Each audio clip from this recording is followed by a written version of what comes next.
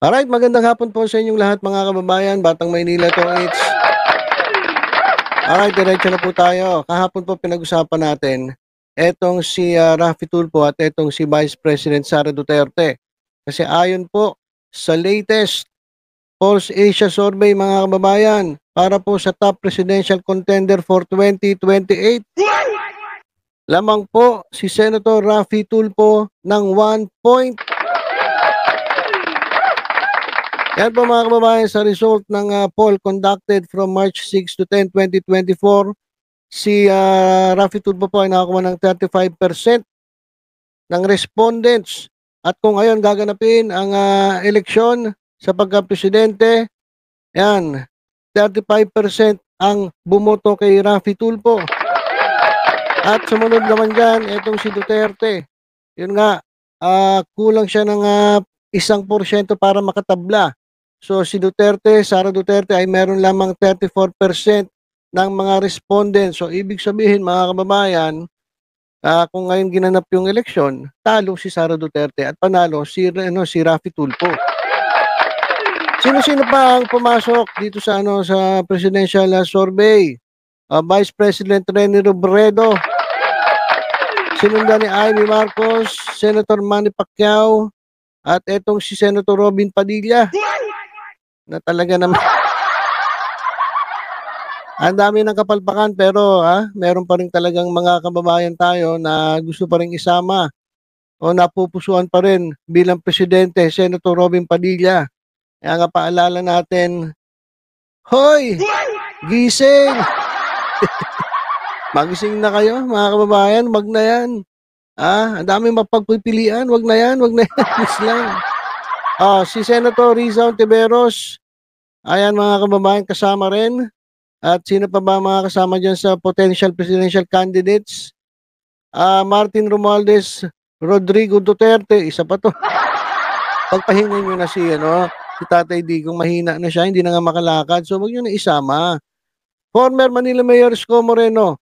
Yan mga kababayan, meron silang mga preference rating, however, napakababa, less than 1%.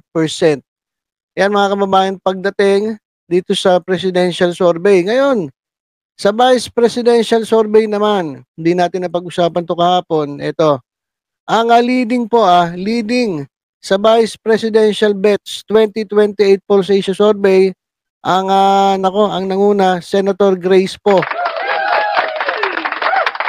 Kung sakaling tumakbo si Senator Grace po sa mas mataas na posisyon, yan nga, pagiging Vice Presidente, siya ay candidate to beat sa 2028. Ayan mga kababayan, ito yung resulta. Kasabay din nung sinabay na survey sa presidential candidates. Meron siyang 35% preference rating. At siya ngayon ang lumalabas na number 1 pagdating sa pagka-vice president. Sumunod dyan si Senator Amy Marcos na napakalayo na, 16%. So, si Senator Amy Marcos medyo pumipwesto lang diyan sa gedli-gedli. Kaya nga siguro kaya nga medyo pumiplessing lang etong si Amy Marcos. Kaya nga hindi natin maintindihan kung ito ba nga pagkontra niya sa kapatid niya kay Marcos laro-laro sa politika para alam niyo na, para nandiyan lang siya sa sa gilid-gilid kasi tingnan niyo, pasok siya sa presidential survey, pangatlo ata siya, pang-apat. Pagdating dito sa Vice Presidential Survey, pumapangalawa. So baka style yang ni Amy Marcos. Sa third place, sino ang pasok sa ikatlong pwesto pagdating sa Vice Presidential Survey? Ito si Manny Pacquiao at Senator Robin Padilla. Ito na naman tayo. Nako, kamalas naman ng bansang Pilipinas. Kung etong Robin Padilla na ito ay mapasok, dun sa sa presidential, wag na, sa vice presidential, wag na rin. Please lang. Sino-sino pa? Si Manny Pacquiao, ganun din. Nako po, Diyos ko. Sino pa pumasok? Senate President Juan Mig Zubiri, Defense Secretary Gilbert Teodoro. Ito mga kababayan, nung nag-live tayo, maraming gusto si Gibo sa pagka-presidente. Pero alam naman natin na ilang beses din siya natalo sa mga tinakbuhan niyang mga posisyon. Pero ito, hindi siya pumasok sa presidential survey, pero pumasok siya dito sa vice presidential survey. So pasok si Gilbert Teodoro na may 4% at itong si House Speaker Martin Romualdez naman ay merong 1%. Ayan mga kababayan. So yan yung mga abangan natin na mga kandidato pagdating po sa vice presidential race. Ito naman mga kababayan, hindi na natin napag-usapan to. Ito naman yung sa senatorial race mga kababayan. Ito, ito naman ay ang mga kagustuhan ng mga Pilipino o ilan sa ating mga kababayan na gusto nilang maging mga senator sa susunod na na eleksyon. Kung gaganapin ngayon ng eleksyon, ito ang kanilang mga iboboto. Ayan mga kababayan, sino-sino ba? Despite the absence of announcements about their political plans, Makati Mayor Abby Binay and former Manila Mayor Isko Moreno have a high probability of winning a Senate seat should the midterm or 2025 midterm polls be held this month according to a commission survey conducted by Polls Asia. So ito mga kababayan kung ngayong buwan gaganapin ang eleksyon sa pagka-senator, malamang pasok po dyan. Kung tatakbo sila kasi si Abby Binay wala pa namang sinasabi. Si Mayor Isko Moreno, sinabi niya ayaw na niya tumakbo sa politika. Business na lang daw ang kanyang asikasuhin. Pero if ever na sila ay nag-decide na tumakbo sa Senado, malaki po ang kanilang probability na manalo. Etong si Makati Mayor Abby Binay at si former Manila Mayor Isko Moreno. Kaya alam mo, sa totoo lang kay Isko Moreno, marami nang hihinayang doon sa sinabi niya na ayaw niyang tumakbo bilang public servant. Ako, sana pag-isipan maigi ni Mayor Isko Moreno kasi ngayon pa lang, kahit sinabi niya na hindi siya tatakbo, ayan, pasok pa rin siya dito sa senatorial race ng Polls Asia. Ito mga kababayan itong resulta ng polls conducted from March 6 to 10, 2024 kasabay po ng presidential at vice presidential survey na i-post sa social media. Ito mga kababayan similar do sa resulta nung nakaraang Polls Asia survey naman na ginanap noong 2023 December.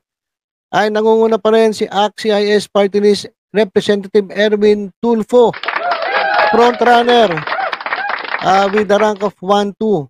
Sumunod sa kanya si former Senate President Vicente Soto III. Pangatlo, former President Rodrigo Duterte. Sabi sa iyo. Wag nang isama si Tatay Digong. Pagod na yan Hindi na makalakad si Tatay Digong, pagpahingahin nyo na. Senators Bongo and Pia Cayetano. Former Senator and 8th Division World Boxing Champion Manny Pacquiao. Pumasok sa 5 to 13. Followed by Senators Ronald De La Rosa and Amy Marcos. Eto mga kababayan ako nagpapaalala lang. Kung kayo pipili ng mga senator sa 2025, mga kababayan, balikan ninyo etong nangyayari ngayon. Balikan ninyo, isipin ninyo. Yung sa mga nagtatanggol sa tinaguriang kriminal, sa nagtatanggol doon sa tinaguriang human trafficker, mapang-abuso sa mga minor de edad na mga kabataan, balikan nyo po yan. Para yung isip ninyo medyo makapag-isip maigi kung sino ang inyong i-ekis pagdating sa eleksyon sa 2025 at yung inyong i-check. Balikan ninyo yung mga nangyayari mga kababayan. Kasi ngayon pa lang nakikita na natin, marami po ngayon mga senator na nakapwesto at re-electionist sa 2025, ang iniisip lang ay yung kanilang pansariling kapakanan. Hindi po yung kapakanan ng taong bayan. Kaya isip-isip po mga kababayan. Isip-isip po tayo. Piliin natin yung mga kandidato ng prioridad ay ang public interest, hindi yung self-interest. Na ngayon nakikita natin doon sa mga nagtatanggol kay Kibuloy. Kaya mga kababayan, isip-isip. Pero nandito naman kami para ipaalala sa inyo yung mga nangyari ngayon at pagdating ng 2025, i-remind po namin kayo at para maalala ninyo kung sino ang inyong i-ekis, yan, at sino ang check mga kababayan. Kasi marami dito pumasok dito sa Pulse Asia Survey ang dapat ma-ekis. Alam niyo na kung sino-sino yung mga yan. Eto tapos sumunod dyan, etong si Moreno, Isko Moreno. Tied with De La Rosa and Marcos na pumasok sa 6-13. Broadcaster Ben Tulfo nasa ranggong 6-15, habang si Binay ay tabla kay Senator Bong Revilla Jr. and former Senator Panfilo Lacson na 6 at hanggang 16 na pwesto. Ayan, Senator Lito Lapid is tied naman with game show host Willie Revillame from rank 10 to 16. Nako. Eto, iwasan ninyo, mga kababayan. Etong dalawang ito. Pag ito napasok sa Senado uli, nako, Kenkoy na naman ang Senado. Kaya please lang, mga kababayan, please lang. Guessing. Guessing po tayo, wag po kending-kending. Kending. Kasi pag kending ang pinili niyo, wala. Kenkoy po ang magiging grupo ng Senado sa 2025. Kaya ito Senator Lito Lapid at game show host Willie Revillame. Nako, alisin niyo po ito. X po, X. X. Wag po check, X po. At ito namang si Doc Willie Ong. Pumasok rin sa lista ng potential senatorial winners. Pumasok po siya rank 11 hanggang 17th place. Ito kasi si Binay, nasa ikatlong term na final term as mayor. Kaya ito naman si Nancy Binay, na last term na rin sa Senate. So malamang baka magpalit. Itong dalawa, si Nancy Binay ang tatakbong mayor ng kanilang lugar. At ito namang si Abby Binay ang tatakbong senator na mukha namang may pag-asa ayon dito sa Pulse Asia Survey. Alright, so yan lang mga kababayan. Basta paalala lang namin sa inyo.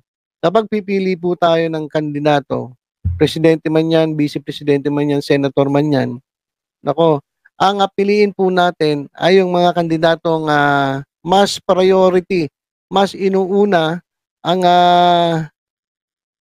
interest ng nakararami. Public interest po, hindi po self-interest. Yan po ang lagi nating paalala sa bawat isa sa ating mga kababayan. Alright, so habang palapit naman ng eleksyon nandito lang po kami para magpaalala sa inyo. Alright, so yun lang po muna mga kababayan. Tutok-tutok lang dito sa Batang Maynila to sa iba pang updates. Ingat po tayong lahat. God bless po.